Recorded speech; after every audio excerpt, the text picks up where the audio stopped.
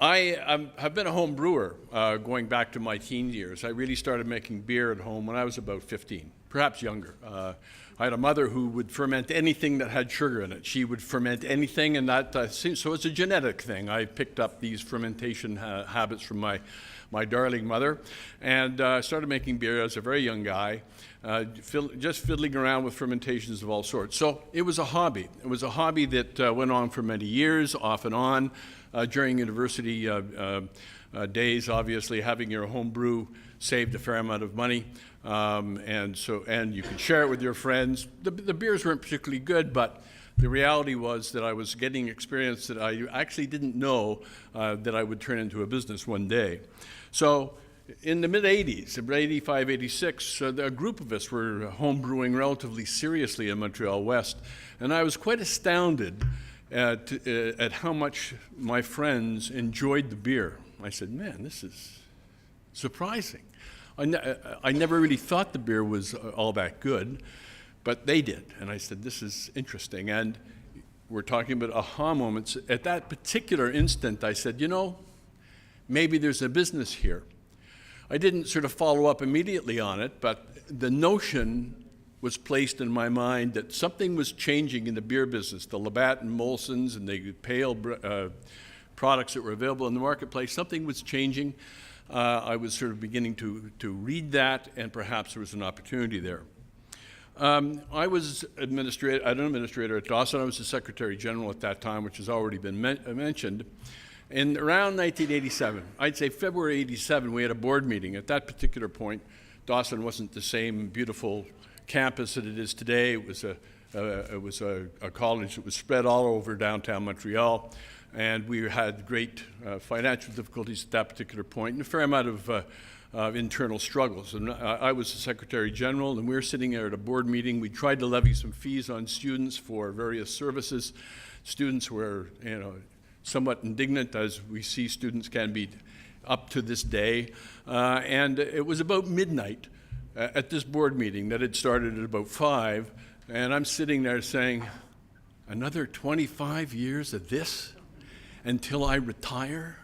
That's what I'm going to do till I retire?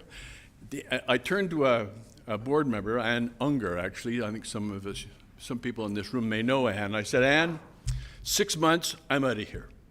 At that particular moment, I made a decision to start a brewery in the heat of a really bad board meeting at Dawson College. So that's really how I got going. Skip along a bit, sell your house in Montreal West, buy a house out in Hudson so you can save some money. Because if you go bankrupt, put it in your wife's name, make sure that they can't take it from you, all those things that you worry about when you're an entrepreneur. And I was 40 at that point, 41 actually, so I wasn't 20. I was kind of throwing out job security and all those sorts of things and taking on the possibility of disaster. And as most of my compatriots and friends said, oh man, this is really crazy what you're doing, which in fact it was. But it really didn't hit me how the life of an entrepreneur was different than the life of an administrator at Dawson College until I was sitting in my office in Hudson in our house on the second floor, writing a check for $50,000 as a down payment on equipment for the brewery. I said, oh, man, I gotta be crazy. What am I doing? So all of you who are in the process of getting your business plan going, you may have a moment like that. You just have to work your way through it. I'm sure, Pino, you know that feeling. When you lay out that money and you don't know what's gonna happen, it's an aha moment, but not necessarily a happy, easy aha moment. It's like facing the reality of what you're moving into. So a few months later, with the assistance of John Aylen, actually, I ended up sitting behind a mirror watching focus groups. We had groups of people come in and discussing beer. And I sat there and we had enough money for 4 groups, so I listened to these folks talk about beer and their perceptions of beer. And we had a company that did the marketing research for us and actually prepared a report. Cost me $10,000, a lot of money back then. And they came up with a report. And the report basically said, brew something like this.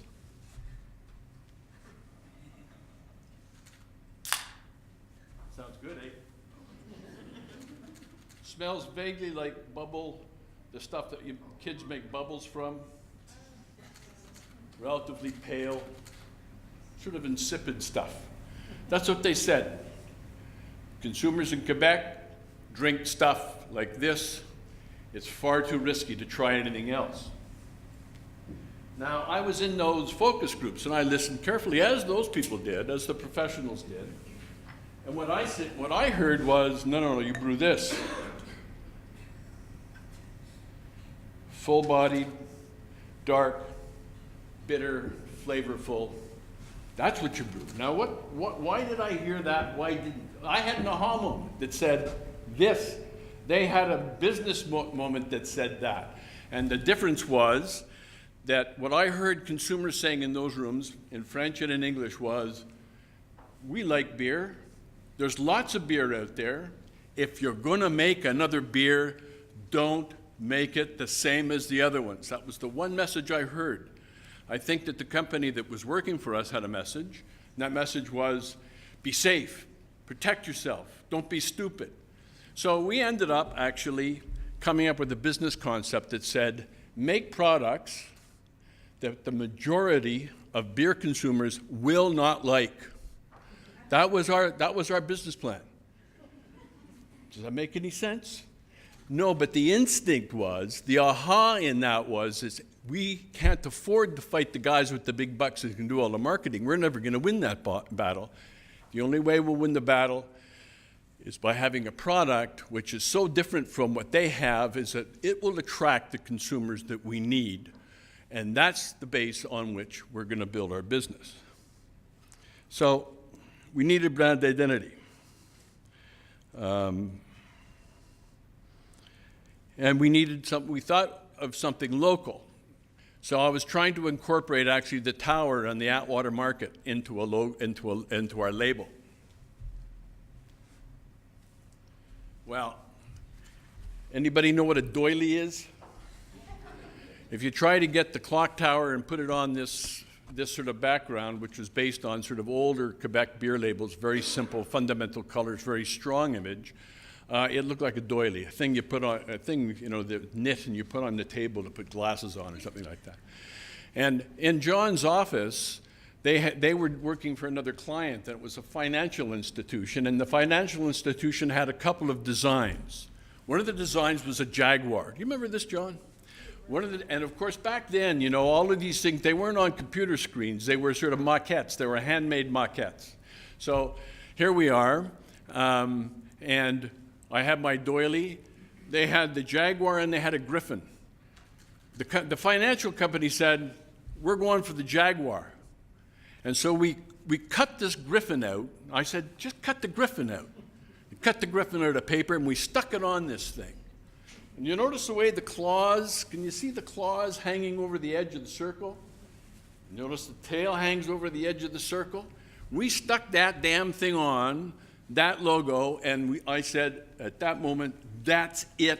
That's exactly what our logo's got to be. It's strong and it's powerful. It says tradition. It says time and agelessness. And we had that label has not been changed since that moment. Not in one way. That is still the label we use. So the instinct there was, and I think the aha was, you have to have something strong if you're in the small brewing business, because you're not going to compete on the television screen or heavy radio campaigns, so you have to find another way of doing it. So that's kind of what we used, and I think it's largely been successful. We also needed to get notoriety, needed people to know who we were. So there was a guy called Michael Jackson, not the Michael Jackson you're probably immediately thinking of, but he's a fellow who was a writer about beer. He was the beer hunter. Anybody who saw television programs back in the 90s. Anyway, the beer hunter shows were relatively ubiquitous for a while, and he is also a whiskey writer. Anyway, he was as well known a beer writer as anybody in the world at that point. And so Ellen and I, my wife, who's our brewmaster, we were over in England looking for some equipment. This was 1990, early 1990, basically year one of the business. So I took a six-pack. He lives in London, England, so We found his address. Saturday morning, we sort of headed to his house, knocked on his door, and said, Michael, here's some St. Ambroise for you. There's this frumpy guy comes out with his big beard, and he says, St. Ambroise. He says, that's from Montreal. He'd already heard about our beer because of his network of beer spies that he had everywhere. But the review that he gave in the Michael Jackson annual book on beers was quoted everywhere. And instantly we began to build credibility. We also were constantly working on quality, but the beer had credibility. So that was another kind of insight that we understood is get your product out there, make sure it's known, make sure it's always best, have the guts to make sure that it's out there. And if you're in a situation where you're competing, make it compete and win the competitions constantly. And we did that for 25 years. And that, in fact, was Charlie Crawford, of course, has stolen that idea. He didn't steal that idea. But Charlie's been out there winning hundreds of medals with his products down from down in Fredericksburg with good reason. And that's the same basic notion. If you have something that it's a strange expression, don't hide your light under a bushel. What a strange expression. I'm not sure what it means. I guess people used to have bushels of apples and they'd have, anyway, I don't know what it means. But what it basically means, what I believe it means is be proud of what you do, get it out there, get it in people's faces. It makes a big, big difference to the success of your company. So something else that was very important, I think, was who is our consumer? I already told you that we knew that the great majority of fundamental consumers of beer were not our consumers. In fact, wine lovers were more our consumers. That's kind of funny. We are making beer for people who like wine, and most people who like beer wouldn't like our beer. By and large, that was it. So we had to figure out who they were. Well, I got my hands on a document. I think it came from John's office or somewhere, and I think it was called the Goldberg or Goldfarb Profiles. And it was a document that analyzed personality types in Canada, but in particular, it was of interest in Quebec. And in Quebec, there was, at that point, I assume it's the same today, there's a high proportion of early adopters of products, risk takers, people who are prepared to be adventuresome. Once if they try something that's risky and they like it, they support it, they bring it to their friends' homes, they support the brand, they effectively become a sales force. A large percentage of those people are in the arts. They're in the fine arts, they're in the theater world, they're musicians. And so we felt that a fundamental way to have access to that particular market, to get those people working with us, it was to support everything that happened in the arts that we possibly could, and we did that. Now, we didn't do Les Francfolies or the Jazz Festival or any of those things, but we did all the small festivals, and the brewery still is doing those things today. And I think that did that for 25 years, and I think to a large extent that allowed the company to grow. So it was an aha in the sense that all of these pieces attached themselves together, and they became. I got 5 more minutes, and they sort of worked. They worked the brand, they worked the business, they took it forward in a way that we wished it to go. I'm moving on pretty quickly here. And I'd say the biggest moment was at the last year, just before we sold. The Arcade Fire had a concert downtown. And you know, for those people who know Arcade Fire, they're not exactly big on supporting industry, although we've been working with them for quite a few years with Pop Montreal, going back to the beginning of Pop Montreal. And they did a free concert in downtown Montreal, and they had the only beer they had was St. Ambroise Pale Ale. And I think this is the only time I've ever seen them put a corporate logo up on their stage. Beside the stage, they had a big sort of LED light with the Saint A logo. And that sort of shone for over 100,000 people that were in that square, and the only beer that was available was our beer. And I know for a fact that they turned down an offer of $60,000 cash and free beer from a Montreal big brewery. So that also says something about if you work and grow with people in your business, whatever the sort of grouping that you have, It will allow you to create alliances which in the long term, as you grow and they grow, those alliances are really important. And I think that that is an insight which it's easier to see after 25 years and looking back upon it than it was when I was in it. So, so I think that's I had a bunch of other things, but they're less significant. One other thing I think is worthy of mentioning is everybody's in a business and they're starting it. Some people are in business now. Some people are at the point of starting it, just getting going. You're going to sell your business one day. I know it's kind of strange to talk about selling your business now, but you will sell your business, whether you sell it to your kids or it's an intergenerational thing or whatever. You're going to end up doing it. So I think that's not unimportant to consider. We started thinking of that 15 years ago prior to selling the brewery.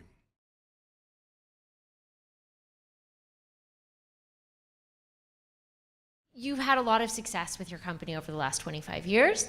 Can you please describe maybe one pivotal moment that could be, I don't like using the word failure, but something that you had invested in that, I'll say, blew up or didn't go as well as you would have liked it to, and then how you overcame that? Yeah, we failed at lots of stuff.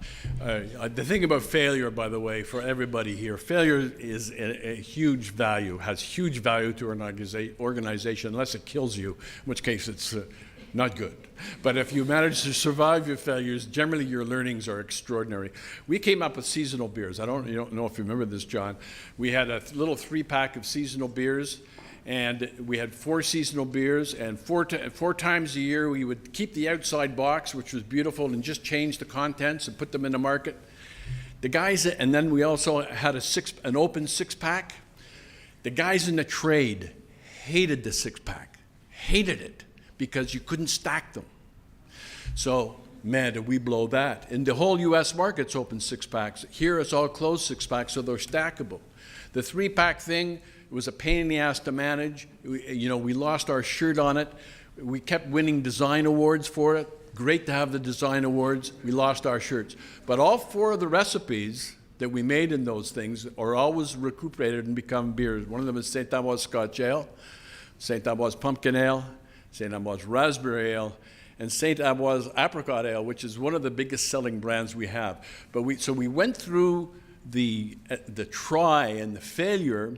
We were lucky enough to come out the other end and with products which in fact have stood the test of time in the beer marketplace. They're still very viable products today. When you come across a business alliance, how do you know it's one that's worth nurturing over time? Well, I think that first of all, the relatively naive way I have always approached partnerships is that everybody's in it for the right reasons now. So I'm pretty open. I think I've always been open-minded, whether it's, I remember sitting down with the Pop Montreal thing as an example at the very beginning. Sat down with two or three young people. They were about, 20-ish, smart. I said, man, these kids are smart kids. And we're smart kids, incredibly smart kids. And I said, I'm in for $5,000, which, upfront cash with no guarantees. So part of it is just a read. But lots of those things failed. A lot of the partnerships that we made across time didn't work out. But the ones that did had huge value. So I think and you try to align what you're doing. You try to, if you have aligned interests, what they're trying to do and what you're trying to do are aligned in some way, and you feel comfortable with the individuals and you trust them, then by and large, you just move ahead on little chunks, little activities, and see how things work out. That's kind of how we did virtually all of the things all the partnerships we developed were really done that way, I'd say.